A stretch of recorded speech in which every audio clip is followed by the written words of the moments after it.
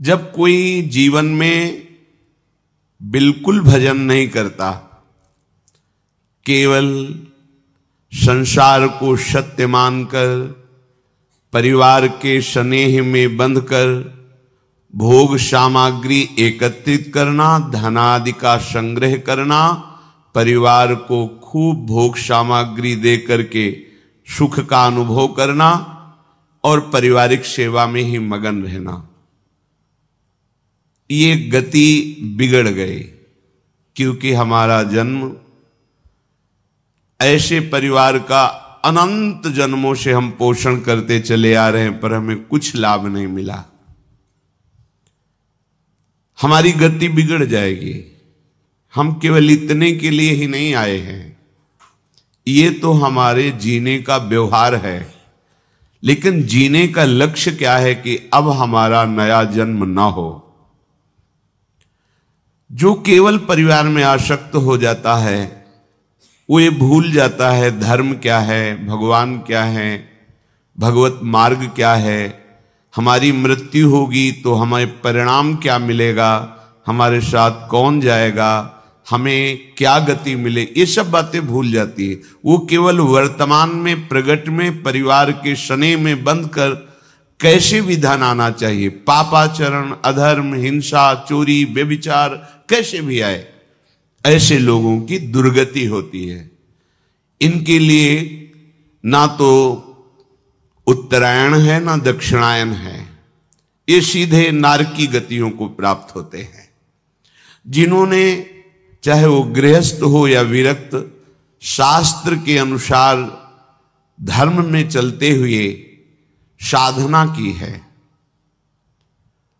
उनका जब शरीर पूरा होता है तो उत्तरायण के अधिकारी देवता उन्हें ब्रह्मलोक तक पहुंचाते हैं, और जब तक ब्रह्मा की आयु रहती है ब्रह्मलोक में सुख भोगते हैं, फिर ब्रह्मा के साथ ही भगवान में लीन हो जाते हैं। दक्षिणायन में जिनका शरीर पूरा होता है, सकाम भाव से साधना की है, वो धूम मार्ग में जाते हैं।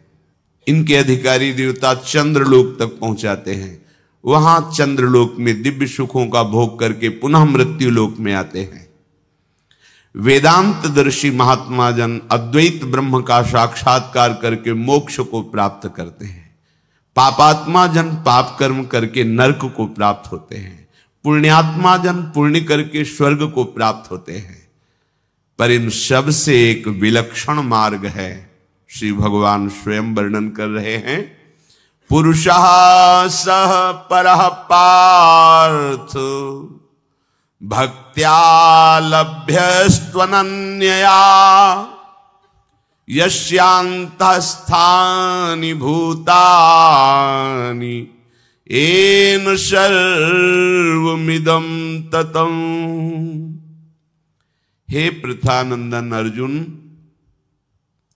वह परम पुरुष परमात्मा सारे जगत को व्याप्त करके विराजमान है। व्याप्त, जैसे बर्फ में केवल नाम बर्फ है, जल ही जल व्याप्त है, इसे व्याप्त कहते हैं।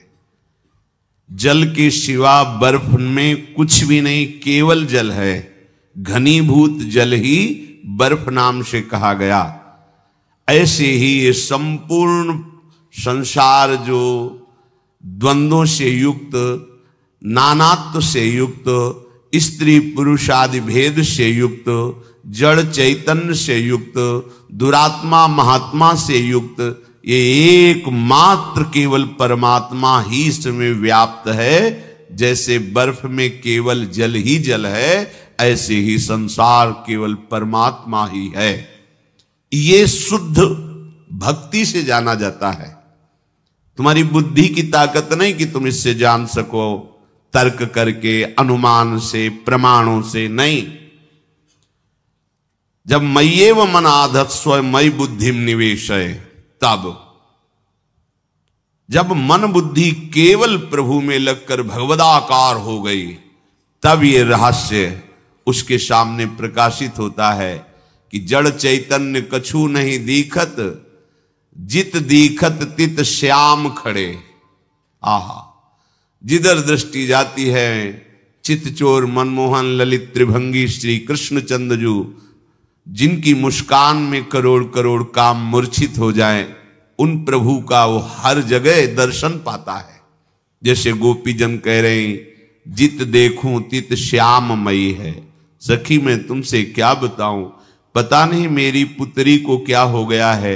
अब न कोई स्त्री दिखाई देता है, न पुरुष दिखाई देता है, न जड़ दिखाई देता है, न चैतन्य, केवल केवल मेरे प्रीतम श्याम सुंदर दिखाई देते हैं।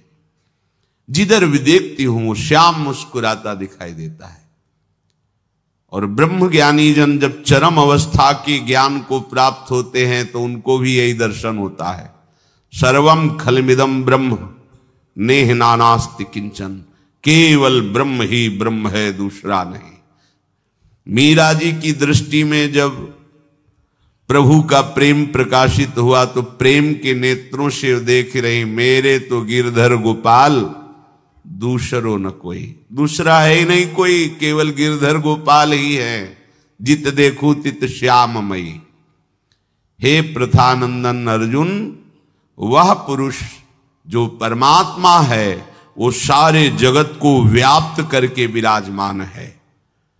कैसे समझ में आएगा, कैसे उसकी प्राप्ति होगी? तो कह रहे पार्थ भक्त्या लभस्त्वनन्यया, ये लाभ अनन्य भक्ति के द्वारा प्राप्त हो सकता है, और कोई साधन नहीं है। प्रभु के प्रेम का रसास्वादन अनन्य भक्ति से, और प्रेमी ही संपूर्णतया प्रभु को जानता है। ज्ञानी एक पक्ष को जानता है, निर्गुण निराकार निर्विकार आत्मस्वरूप भगवान को। लेकिन प्रभु की प्रेममयी लीला में वो प्रवेश नहीं पाता, क्योंकि वो मोक्ष की लालसा से युक्त है। वो ऐसा ज्ञान प्राप्त करके मुक्त हो जाता है। पर प्रेमी प्रभु के निर्विकार तत्व को भी जानता है और भगवत प्रेम की लीला रहस्य को भी जानता है। इसलिए सम्यक रूप से जो जानकारी प्रभु की है वो केवल प्रेमी जनों को ही है। जो बड़े बड़े ज्ञानी महात्मा हुए हैं, तत्वबोध प्राप्त करके मुक्त हो गए। मुक्त होने का मतलब तरंग समुद्र में लीन हो गई, अस्तित्व ही खत्म हो गया। पर प्रेमी जनों का ऐसा नहीं। वो इस तत्वबोध को जानते हुए भी, जैसे गोपीजन जानती हैं कि हमारे प्रीतम श्री कृष्ण क्या है, वो कह रहे नखलु गोपिका नंदनो भवान नखिल देहिना मंतरात्मद्रिक। मैं जानती हूं कि केवल यशोदा मैया के लाडले नंद नंदन ही नहीं है, ये चराचर जगत की आत्मा है। ये ज्ञान तत्वबोध, ये तत्वबोध है। और प्रेम यत्ते सुजात चरणाम्बुरुहम स्तनेषु। जिन चरणों को लेकर कोई तत्वज्ञानी कभी चरण छाती से लगाया क्या, उनमें लीन हो गया। लेकिन ये तत्वबोध, इससे बड़ा और तत्वबोध क्या, जित देखो तित श्याममयी। इसके बाद प्रभु के साथ हो अद्भुत अद्भुत लीला में महासुख का अनुभव करती हैं तत्वबोध होने पर भी। ये केवल अनन्य भक्ति से होता है। प्रभु की अनन्य भक्ति में हमारा प्रवेश तभी होगा जब जो आसक्ति हमारी संसार में है, शरीरधारियों में है, वो प्रभु के प्रेमी भक्तों में हो जाए। आज तक कभी भी कहीं भी किसी को भी अगर अनन्य भक्ति की प्राप्ति हुई है तो भगवत प्रेमी महात्माओं के संग से हुई है। भगवान कपिल देव जी से माता देहूति जी ने जब प्रश्न किया तो भगवान, पीछे चर्चा चल रही थी, भगवान ने बताया कि ऐसे ऐसे हमारे जो भगवत प्रेमी महात्मा जन हैं उनका तुम संग करो तो तुम्हारे हृदय में मेरी अनन्य भक्ति का जागरण हो जाएगा। माता जी ने पूछा, काचित वैयुचिता भक्ति कीदृशी मम गोचरा यया पदम ते निर्वाण मंजशान वाष्णवा अहम यो योगो भगवद बाणो निर्वाणात्मस्त्वयोदितः कीदृशः कति चांगानि यतस्तत्वावबोधनम। प्रभु, आपने ये तो बताया कि अनन्य भक्ति कैसे प्राप्त होती है, भगवत प्रेमी महात्माओं के संग से, पर उस अनन्य भक्ति का स्वरूप क्या होता है? कैसे जाना जाए कि मेरे अंदर अनन्य भक्ति आ रही? जब तक उसका परिचय नहीं होगा तो हम कैसे जानेंगे? संतों से प्राप्त होती, सत्संग से प्राप्त होती है, गुरुजनों के चरणों की आसक्ति से प्राप्त होती, पर उसका स्वरूप क्या है? अनन्य भक्ति का स्वरूप क्या है? क्योंकि ये अनन्य भक्ति जिसके हृदय में आ जाती है, मोक्ष उसके चरणों में लुटता है। दीयमानम न गृहणन्ति बिना मत सेवनम जना। तो हे मोक्ष स्वरूप प्रभु, जिसके द्वारा लक्ष्य भेद हो बाण के समान, जैसे बाण लक्ष्य भेद करता है, ऐसे भगवान के तत्व का बोध और भगवत अनन्य भक्ति वो आप ही जानते हैं, क्योंकि आप स्वयं श्री भगवान हैं। तो आप कृपा करके बताइए कि जिस अनन्य भक्ति से आप प्राप्त होते हैं उसका स्वरूप क्या है?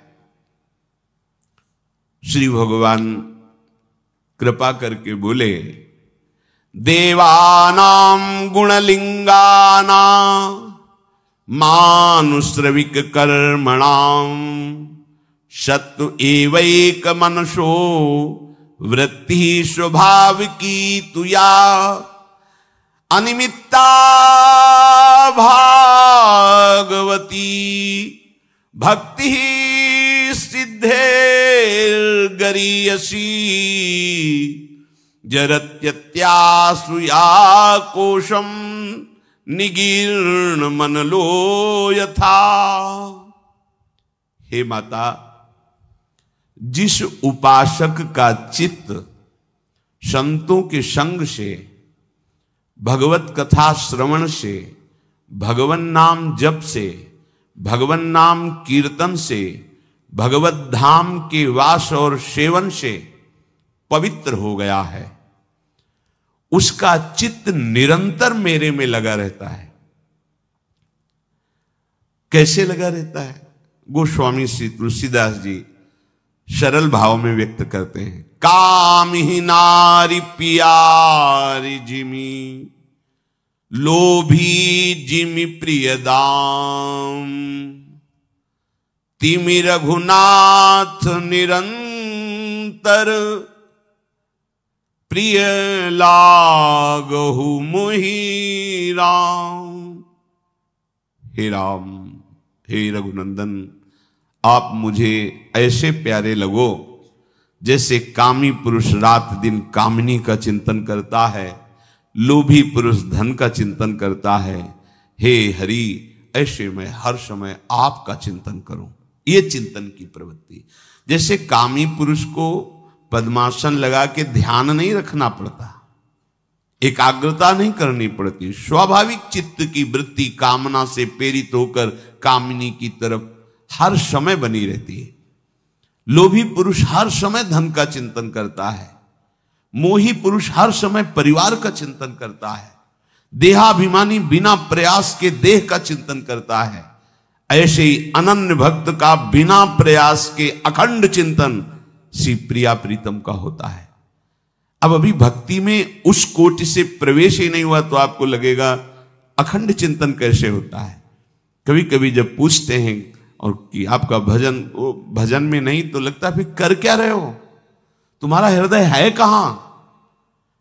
ऐसा कैसे हो सकता है कि तुम हरि के चरणों के दास होकर भजन विमुख समय, और फिर तुम्हें व्याकुलता नहीं, तुम्हें कष्ट नहीं? तद विस्मरणेन परम व्याकुलते, व्याकुल हो जाना चाहिए हृदय। त्रिभुवन की राज्य लक्ष्मी मिलने पर भी जो आधे पल के लिए अपने आराध्य देव का स्मरण नहीं छोड़ता, वही अनन्य भक्त है। त्रिभुवन की राज्य लक्ष्मी, यहां तो 100-200 रुपए में घंटे 2 घंटे भगवान को भूल सकते हैं। अनन्य भक्त जिसका चित्त तैल धारावत निरंतर प्रभु में, अब इसे कुछ नहीं चाहिए। इस कोटि के भक्त के अंदर ऐसी आनंद वृत्ति प्रकट होती है कि ये जिस मोक्ष के लिए बड़े बड़े ऋषि मुनि कठिन प्रयास करते हैं, ज्ञान के पंथ कृपाण की धारा परत खगेश लगे नहीं वारा, जो निर्विघ्न पंथ निर्वाही सो कैवल्य परम पद लहाई, वो कैवल्य परम पद भक्तजन देखते भी नहीं है। ऐसा अनंतानंद प्रेमानंद हृदय में प्रकट होता है कि मोक्ष सुख भी उनको बहुत लघु लगने लगता है। पर किनका? जिनका चित्त निरंतर प्रभु के चिंतन में लगा हुआ है। हम सबका प्रयास एक ही है कि निरंतर अंतर रहित प्रियाजू का चिंतन हो। इसीलिए कहते हैं सब सिद्धांतों का सार राधा राधा राधा। ये पराविद्या है। ये आपको किसी पुराण में, किसी प्रवचन में, किसी पंथ में नहीं मिलेगी। ये वृंदावन के नवनिवृत्त निकुंज में महान एकांतिक रस वर्षा करने वाला राधा नाम है। ये तो महारानी जी की कृपा है, अद्भुत कृपा है जो आपके कानों में राधा नाम सुनने को। ये राधा तत्व अगोचर है, अगोचर, न वेदों की दृष्टि में है, न वेद के अनुसार चलने वाले ब्रह्म ऋषियों की दृष्टि में है। प्यारोढ़ुम क्षमते न यच्छु सुखादि नाम तु यध्यानगम। ये राधा नाम वो अमृत है जो श्री कृष्ण कृपा पात्रों को ही केवल पीने को मिलता है। जब तक श्री कृष्ण कृपा नहीं, तब तक राधा चरणों का आश्रय और राधा नाम आपको सुनने को नहीं मिल सकता।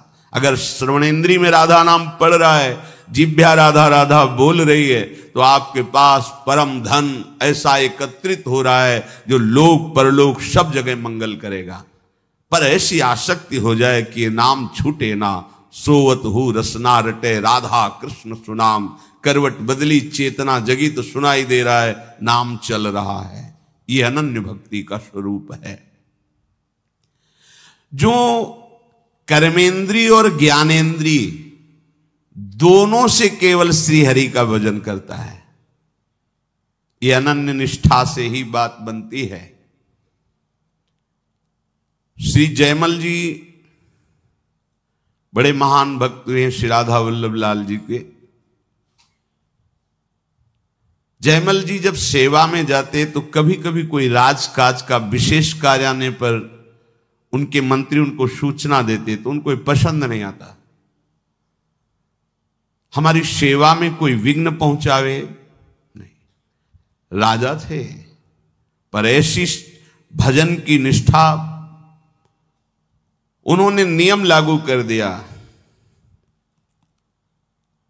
4 घंटे 10 घड़ी, 1 घड़ी 24 मिनट, तो 10 घड़ी 6 को 24, 240 मिनट, तो 6 को 24, 4 घंटे। 4 घंटे के अंतर्गत अगर किसी ने सूचना दी तो हम स्वयं उसका वध कर देंगे। हमारे सेवा गृह में चाहे पूरे राज्य में आग लग जाए, 4 घंटे कोई सूचना नहीं देगा, किसी भी तरह का विक्षेप नहीं। जब हम अपने लाडली लाल राधा वल्लभ लाल का श्रृंगार कर रहे हैं, आरती कर रहे हैं, उनका सेवा भाव भोग आदि, उस समय कोई भी प्रवेश नहीं करेगा। ये अपने निजी परिकर में। यहां श्री भगवान कह रहे हैं कर्मेंद्रिय और ज्ञानेन्द्रिय दोनों का मेरे प्रति समर्पण हो जाना, तभी चित्त का समर्पण होता है। राजा है पर निष्ठा ऐसी भजन की है, कोई भी 4 घंटे विक्षेप नहीं। यहां श्री जी की सेवा कर रहे हैं, आप अन्य बातें भी कर रहे हैं, हंस रहे हैं, खेल रहे हैं। आप महारानी जी की सेवा कर रहे हैं, आप राधा नाम हाथ में लेकर स्नान करा रहे हैं, पोछ रहे हैं, प्रक्षालन कर रहे हैं, चंदन की पत्रावली कर रहे हैं, इत्र लगा रहे हैं। ये श्री जी का साक्षात स्वरूप है राधा नाम। उस समय बहुत गंभीर एकाग्र, अगर कोई आपसे राधे श्याम बोले, श्री हरिवंश बोले, तो बिना उसको देखे बोल दो श्री हरिवंश। देखो अपनी सेवा की तरफ, पूर्ण एकाग्रता। हां, कोई गुरुजन पधारे, महाभागवत पधारे, तो फिर श्री जी की सेवा को उसी समय विश्राम दो, पहले उनको प्रणाम, उनका स्वागत सम्मान करो। वो प्रभु का आदेश है ऐसा, महापुरुषों का आदेश है ऐसा। प्रभु से भी बढ़कर प्रभु के प्रेमी महाभागवतों का सम्मान करना, इससे प्रभु की प्रसन्नता प्राप्त होती है। जयमल जी की ये गुप्त बात उनके शत्रु पक्ष को पता चल गई। ये बड़े वीर भी थे कि 4 घंटे इनको कोई सूचना नहीं दे, 4 घंटे में तो पूरे राजमहल सहित पूरे राज्य शासन को अपने अधिकार में ले लेंगे। विपक्षी राजाओं ने ऐसा निश्चय कर लिया। ठीक जिस समय वो प्रवेश हुए अपने श्री जी की सेवा के लिए, उसी समय आक्रमण कर दिया। वो पहले से ऐसा व्यवहार निश्चित किए हुए थे। राज सैनिक ने सूचना दी कि आसपास से पूरे राज्य नगर को घेर लिया गया है, शत्रु पक्ष बहुत बलशाली प्रतीत हो रहा है, बिना राजा के दस्तखत के हम युद्ध कैसे प्रारंभ कर दें। अब वहां जो जाएगा तो सूचना देने के पहले ही मार डाला जाएगा, क्योंकि उनका ये दृढ़ प्रतिज्ञा थी कि 4 घंटे के अंतर्गत अगर कोई पूजा गृह में आया उसे मृत्युदंड मैं स्वयं दूंगा। अब ये हुआ कि सूचना नहीं जाएगी तो बड़ा हाहाकार मच जाएगा, प्रजा का नाश करेगा शत्रु पक्ष, राजमहल में घुसकर अत्याचार करेगा।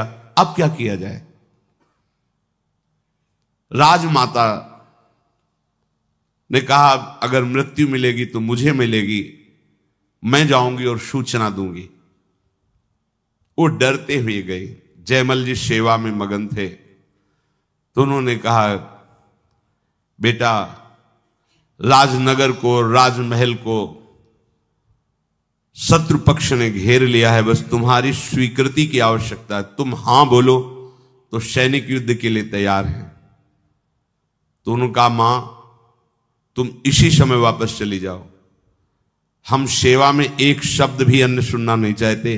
आप मां हो इसलिए हम अपनी प्रतिज्ञा को छोड़ते हैं कि आपका वध नहीं करते। आप वापस चली जाएं, हम जिनके सहारे हैं वही जो कुछ चाहे करें। इस समय हम उनकी सेवा नहीं छोड़ सकते और अन्य वार्ता नहीं कर सकते। सेवा में हम युद्ध का आदेश नहीं दे सकते। हम ठाकुर श्रृंगार कर रहे हो कह दे मार काट करो, नहीं। जिनकी हम सेवा कर रहे हैं वो समर्थ है, जैसा चाहे वैसा करें। आप तुरंत वापस हो जाएंगे। बाहर गई, सेनापति ने कहा क्या आदेश है? उन्होंने कहा कोई आदेश नहीं। बिना आदेश के सेनापति कैसे? सब व्याकुल हो रहे हैं, 4 घंटे तक इंतजार कर रहे हैं। ना तो सेना नगर के अंदर घुसी और सब कोलाहल शांत है। तो सबको आश्चर्य हुआ कि क्या वो भी पूजा का इंतजार कर रहे हैं क्या शत्रु पक्ष, कि जब वो निकलेंगे तब युद्ध करेंगे।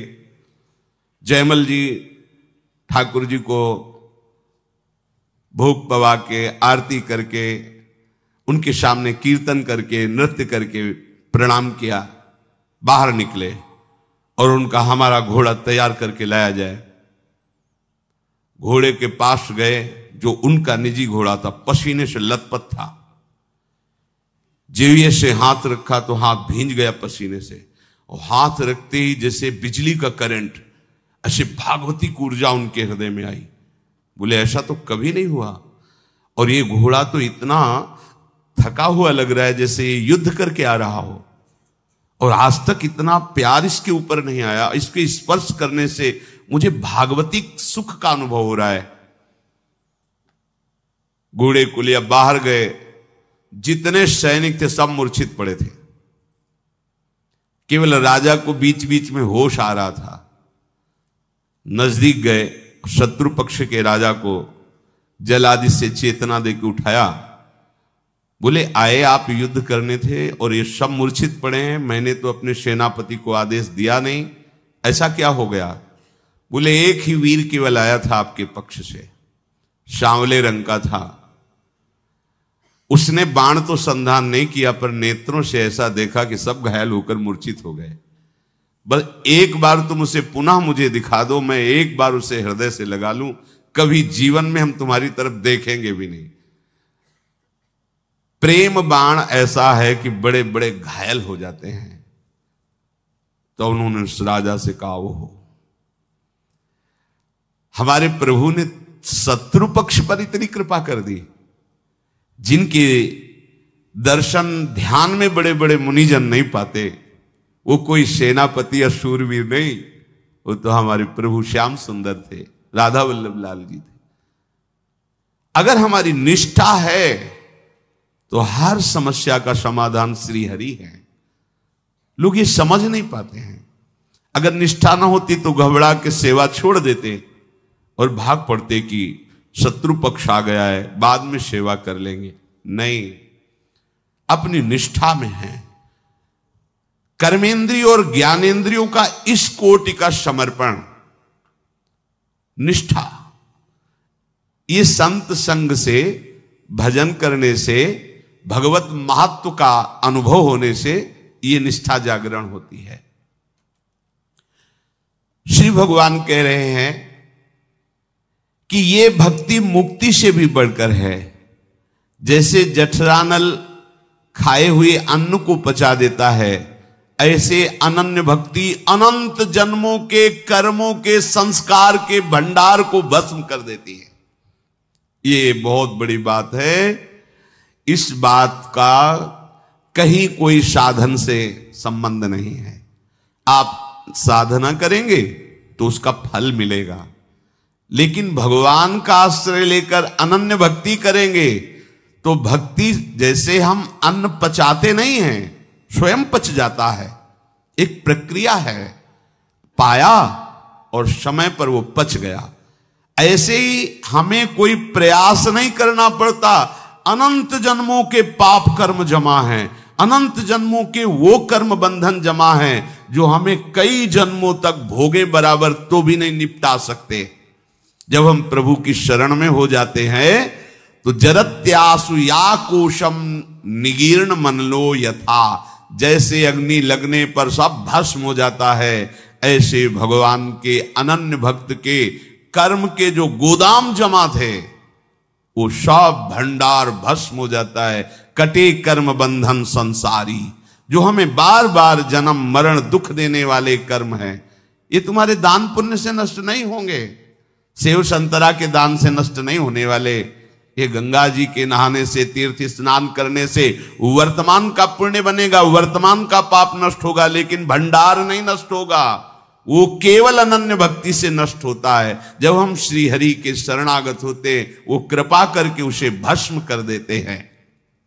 श्री भगवान कह रहे, नैकात्मतां में स्पृहयन्ति केचिन मत्पाद सेवा भिरता मदीहा, ये न्यून्यतो भागवता प्रसज्य सभाजयन्ते मम पौरुषाणि। श्री भगवान कह रहे कि जो मेरे अनन्य भक्त होते हैं वो मेरी चरण सेवा में बहुत प्रीति करते हैं। हमारी प्रीति कहां है? इंद्रियों के भोगों में, अपने शरीर सुख में। ये देहाभिमान है, यही जीवत्व है। अनन्य भक्ति की प्रीति कहां होती है? भगवान की सेवा सुख में। जैसे कई बार सत्संग में सुनाया है, चोखा मेला जी बाजार जा रहे हैं सब्जी आदि खरीदने, वहां देखो बड़े बड़े केले रखे हैं। हाँ, ये केले तो ठाकुर जी को बहुत प्रिय लगेंगे, चलो आज नमक रोटी का भोग लगा लेंगे। केला ठाकुर जी को ले चल, पूरे पैसे के केले ले लिए, सीधे विट्ठल भगवान के दरबार में गए। भक्त बड़े दैन्य होते हैं, अंदर आंगन में प्रवेश नहीं किया, बाहर देहली से ही आवाज लगाई और कहा, ये केले ठाकुर जी को, रुक्मिणी जी को पवा दीजिए। विट्ठल भगवान रुक्मिणी जी विराजमान, महाराष्ट्र पंढरपुर। तुम्हारे हाथ का ठाकुर जी थोड़ी पाएंगे, चलो यहां से। नहीं, उनको पाना ना होता तो मेरे अंदर प्रेरणा क्यों की?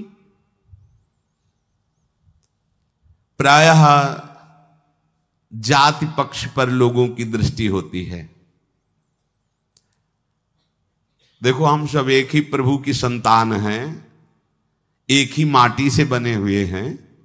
ये पंचभूत एक ही पंचभूत है। ये चाहे जहां हो यही है और एक ही आत्मा है। भैया भेद किस बात का है? विचार करो।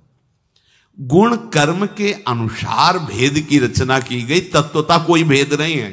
हम एक ही बाप के सब बच्चे हैं। हाँ, कोई शराबी है, कोई विद्वान है, कोई कर्म कांड करता है, कोई एकदम बेकार बैठा रहता है, पर हैं तो बच्चे उसी के ना। जब वो बोलेगा तो यही बोलेगा ना कि सब मम प्रिय सब मम उपजाए, बोल तो रहा है मेरा प्रभु। ये जो ऊंचाई निचाई की भावना लेकर ये बहुत गंदी बात है। अगर बड़ा भाई है तो छोटा भाई पैर छूता है तो पैर छूना कोई बड़ाई की बात नहीं हो गई। वो छोटा है तुम्हें सम्मान दे रहा है, बका है वो उसी पिता का, वैसे ही उसके रक्तमांस है, उतना ही अधिकार है। बड़ा गर्व करे कि मैं बड़ा, तो मूर्खता ही हुई। अगर छोटा इस बात का क्षोभ करे कि मुझे पैर छूना पड़ता है तो उसकी मूर्खता है। बड़ा भाई है, झुक के पैर छू लिया तो क्या चला गया। ऐसे ही पूरी सृष्टि में हम एक घर जैसा बर्ताव करें। ये जो घृणा, ये जो हे भाव, ये कहीं नहीं वर्णन है। अपनी अपनी पद्धति के अनुसार अपने माता पिता को सुख पहुंचाना है। एक भाई किसानी करता है, एक भाई नौकरी करता है, एक भाई व्यापार करता है, लेकिन सब अपने माता पिता के सुख को सोचते हैं। ऐसे ही हमारे माता पिता प्रभु हैं। हम सब भाई भाई हैं, हम सब एक ही पिता के संतान हैं। ऐसा निकृष्ट भाव, किसी का अपमान कर देना जाति पक्ष को लेकर के या और नीच भाव लेकर, ये बिल्कुल अज्ञान है। ऐसा नहीं, किसी का अपमान अनादर करना ऐसा नहीं। स्वयं भगवान लीला करके बताते हैं। राजसु यज्ञ में सब ब्रह्म ऋषियों के बीच में ये निश्चित किया गया कि अग्र पूजा का अधिकारी कौन है। तो सबने कहा इसमें प्रश्न करने की क्या जरूरत है, जहां भगवान श्री कृष्ण विराजमान है वो अग्र पूजा किसकी हो सकती है।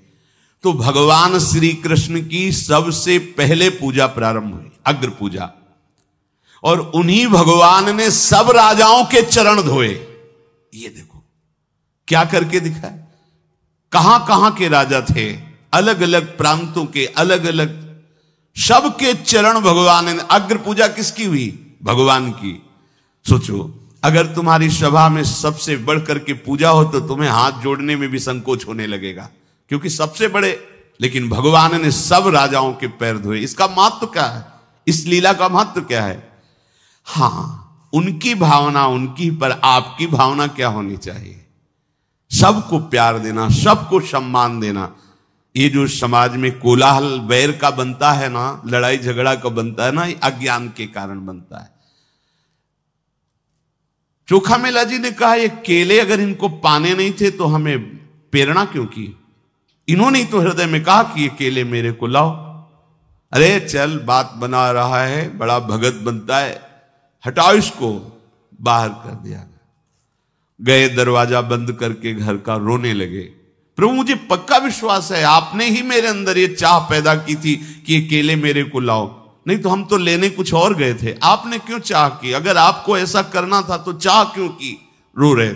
ठीक है, आज से हम भोजन नहीं पाएंगे, हम इस शरीर को त्याग देंगे, क्योंकि ये आपकी सेवा की योग्य नहीं है ना।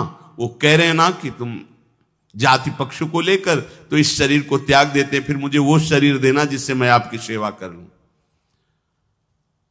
जे भी ठाकुर जी को शयन कराया गया, इधर ठाकुर जी आके दरवाजा खटखटा रहे। चोखा मेला जी धीरे से बोल, दरवाजा खोलिए।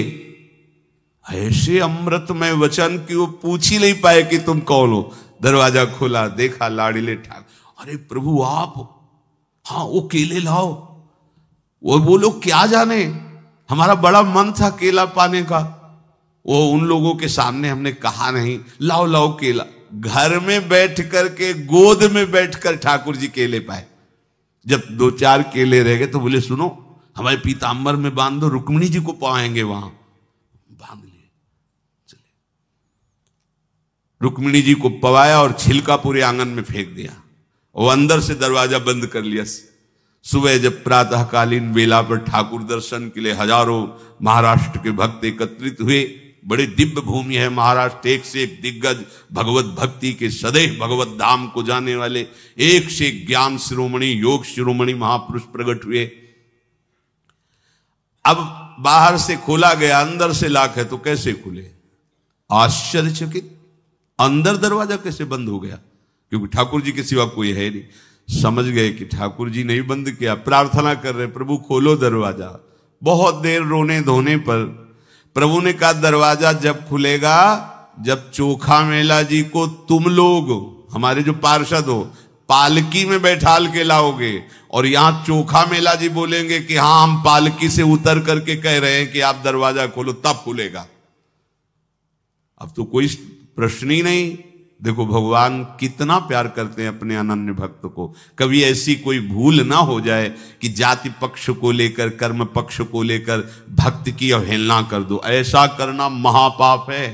इसमें फिर ठाकुर जी क्षमा नहीं करते। ध्यान रखना कि अरे ये तो अमुक जाति का साधु है, वैष्णव है, अरे ऐसा बोला तो तुम्हारे सारे शुभ कर्म नष्ट हो जाएंगे। साध होवज्ञा तुरंत भवानी कर कल्याण अखिल के हानि।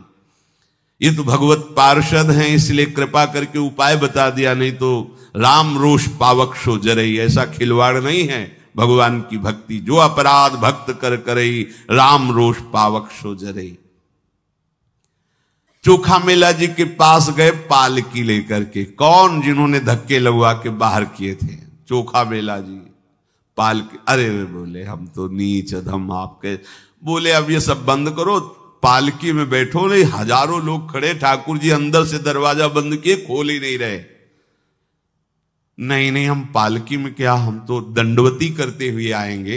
प्रभु के चरणों के दर्शन तो सिर भर जाऊं उचित मोरा सबते सेवक धर्म का। उचित तो यह है कि मैं सर के बल जाऊं, मेरे प्रभु का आदेश है।